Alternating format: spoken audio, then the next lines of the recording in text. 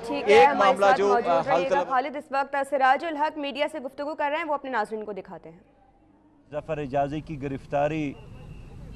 خوشائن ہے اور آئندہ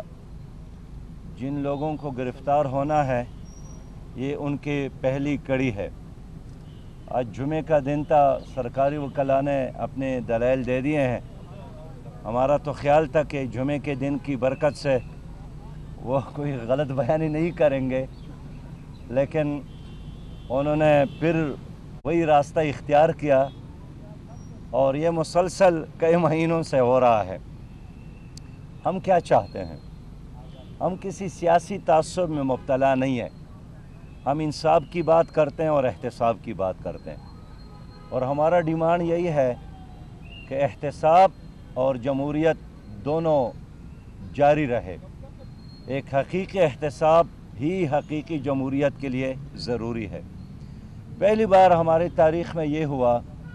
کہ بڑے لوگ بھی JIT کے سامنے پیش ہو گئے، جو ان کو بہت ناگوار گزرا، اور ان کا یہ خیال تھا کہ JIT ان کے محل میں عدالت لگائے گا یا ادھر شاہی خیمہ لگا کر ان سے سوال جواب کرے گا، لیکن الحمدللہ پہلی بار ہم نے دیکھا کہ جو قانون ہمیشہ کمزوروں کے لیے بہت طاقتور تھا، آج وہی قانون بڑوں کے لیے بھی طاقتور ہو رہا ہے۔ ہم حیران ہیں کہ اتنا عرصہ گزرنے کے باوجود بھی نواز شریف صاحب اور ان کے خاندان قطری شہزادے کو نہیں لا سکے۔ حال یہ ہے کہ یہی شہزادے تیتو اور بٹیر کے لیے یہاں ہمیشہ آتے رہتے ہیں، لیکن جب سچائی اور حقیقت کے لیے ضرورت پڑی تو اس نے آنے سے اس لیے انکار کیا کہ یہ سارا کیس ہی جھوٹا ہے، غلط ہے۔ ہمارا آج بھی یہی ڈیمانڈ ہے کہ 62 اور 63 کی روشنی میں فیصلہ ہو۔ اگرچہ ہم نے محسوس کیا ہے کہ 62 اور 63 کی ان دفعات کو آئین پاکستان سے نکالنے کے لیے حکومت نے کارروائی شروع کی ہے اور حکومت نے اقدامات شروع کیے، تو اس کا مطلب یہی ہوا کہ امین اور صادق بننے کی بجائے انہوں نے یہی طے کیا کہ یہ شق ہی ختم کیا جائے آئین سے، کہ کوئی ہم سے یہ نہ پوچھے کہ اتنے بڑے ذمہ داری پہ آنے کے بعد بھی آپ کیوں صادق اور امین نہیں ہیں۔ اس پورے رپورٹ میں جو بات معلوم ہوئی ہے وہ یہ کہ وزیر اعظم صاحب وزارت عظمیٰ کے باوجود بھی دبئی میں ایک کمپنی میں ملازمت کرتے رہے۔ میں سمجھتا ہوں کہ خیر، ملازمت کرنا اگر کوئی جرم نہیں بھی ہے، لیکن بڑا جرم یہی ہے کہ انہوں نے اس آمدنی کو اپنے گوشواروں میں شامل نہیں کیا،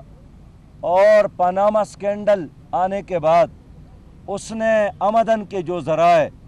اسمبلی فلور پر بتائے ہیں، اس میں یہ نہیں بتایا تھا کہ وہ 10,000 ریال بحیثیت کمپنی کے ایک ڈائریکٹر UAE میں بھی لیتے رہے۔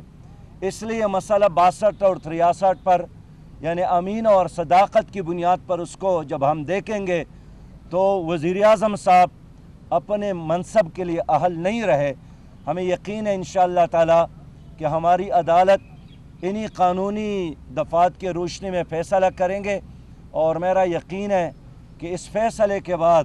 ہمارے ملک میں کرپشن کے لیے راستے بند ہو جائیں گے۔ اس فیصلے کے آنے کے بعد کرپشن فری پاکستان بنے گا، اور اس فیصلے پر پاکستان کے مستقبل کا دار و مدار ہے۔ ہماری دعا ہے کہ اس کیس کے بعد ہمارا ملک ہمیشہ کے لیے کرپشن سے پاک ہو جائے۔ بہت شکریہ۔ آپ دیکھ رہے تھے کہ سراج الحق میڈیا نمائندگان سے بات کر رہے تھے۔ کل انہوں نے استعفیٰ مانگنے والوں کو کہا کہ شرم کریں کہ آپ استعفیٰ نواز شریف سے مانگ رہے ہیں، آپ اس کو کیا کہیں گے؟ دیکھیے، میں سیاست میں وہ زبان استعمال نہیں کرتا ہوں،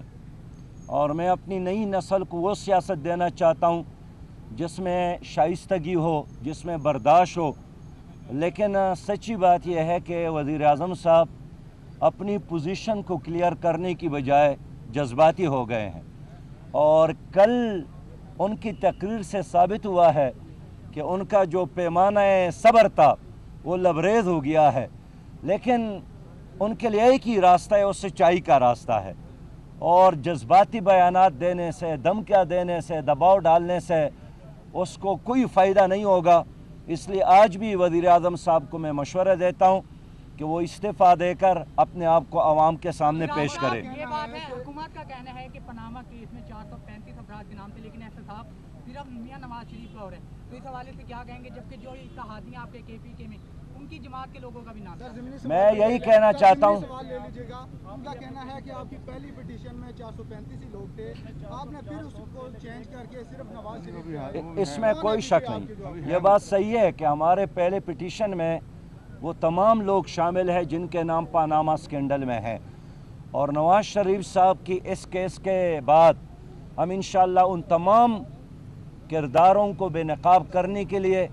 اور ان تمام لوگوں کے حوالے سے جن کے نام پاناما سکینڈل میں آیا ہے ان کے احتساب کے لیے اپنی جدوجہد جاری رکھیں گے، اور ہم عدالت عظمیٰ سے ایک نہیں بار بار کہتے ہیں اور کہتے رہیں گے کہ احتساب کا یہ عمل اس وقت تک مکمل نہیں ہوگا جب تک نواز شریف صاحب، اس کے خاندان کے علاوہ